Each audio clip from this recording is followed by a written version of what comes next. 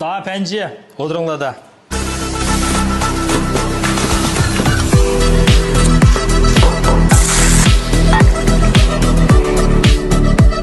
Do'stlar, yaxshimisizlar? Ishnur oshpazlar keldi, programmaga qarshi olamiz. Men Faxrin ustam. Bugun oshpaz keldi. Bugun G'o'zi shahar Xushpurak chog'i taom qurg'uvchisi bizning O'shanjon ustam keldi. Amisa O'shanjon ustam, sakiniga marhamat. Do'stlar, mana O'shanjon ustam taklif qilib oldik. Amisa naq maydonda ustamning mahoratini tan ko'raylik. Qanday ustam? Salom barchangizlar, yaxshiman. Men Xushpurak taomlarning qurg'uvchisi O'shanjon ustam bo'lma. Bugungi Yeshilnur oshpaz keldi programmasininki aziz mehmon bo'lishidan intayin xush bo'ldim.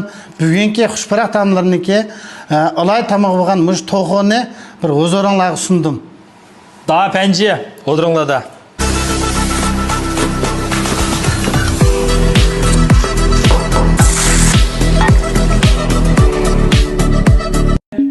Bizning asos ketgan xurishlardan mush to'g'i. To'g'oning o'lchami 70 gramdan ishib ketmaslik kerak machanagan chaqda. Ko'klaza, qizıllaza, shallaza, jangpiza, samsaq, so'ngpiyaz, yangiyo bu yerda dardamandan ma bizning olay tanshilgan Xushpurakning darisi ham bu. Uningdan sat oilda qurib qolsanglar, jangni akab ishlasanglar bo'lardi do'konlarda ba. Qolgan uningdan tuz, vejing, shika degandek mush materiallar ketadi. Shika asosiyatdan 30 gramdan 40 gramgacha quyilishi bo'ladi.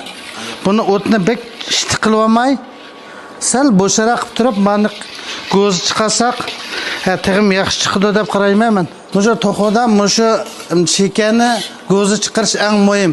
Mush to'g'oning ta'miga, rangiga alohida kepillik qiladi mana.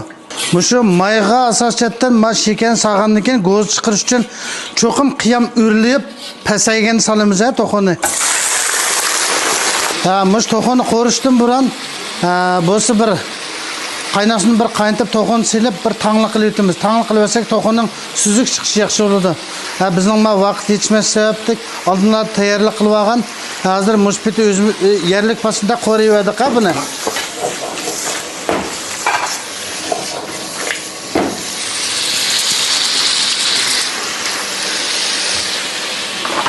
Mushu to'g'onni qo'rgan chaqda asosiyatan to'g'onning rangi sag'ush olti rang kelgan chaqda qolgan tuz olsin misolga. Shaxsan tuzni mushu 40 gram atrofida sarsaq bo'ldi. Qolgan bizning mushu so'ng piyoz mushamisni bir billa qilib olgan mushuni sarsaq bo'ladi mana. Bizning maketarlik materiallar. Buni qo'rgandagi o'zimizning mushu bayatdan dedik bir jang degan.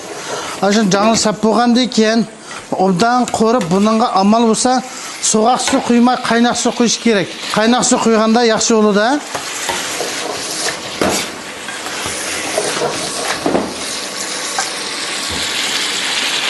Buningga to'g'oni soldik. Yangi yonini silib oldik buni.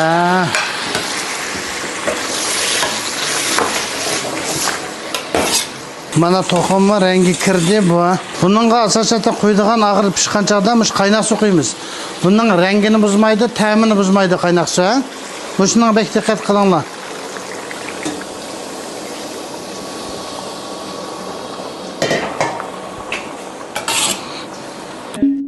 Mana azmimanlar bizning to'g'orimizmi pishib qopti, qaynoq suvni qo'ygandan keyinda. Hamda to'g'onni biz taqsirishga tayyorlik qilamiz. Buningga biz rangini hamda bazoq setish uchun, chiroyli qilish uchun biz so'ng piyozni oxiri silishni to'g'ri ko'rdik. Buni biz samsaq bilan so'ng piyoz, mushu lazini shaxsanda buni mana shunday qilib to'liq bir qur o'riltib o'tgandan keyin buni taqsirsak bo'ldi, mana. To'g'onning rang olti mana shunday chiqsa bo'ldi. Yangi olsin, to'g'o olsin, eng o'lchamli holatda chiqqan bo'ladi mana.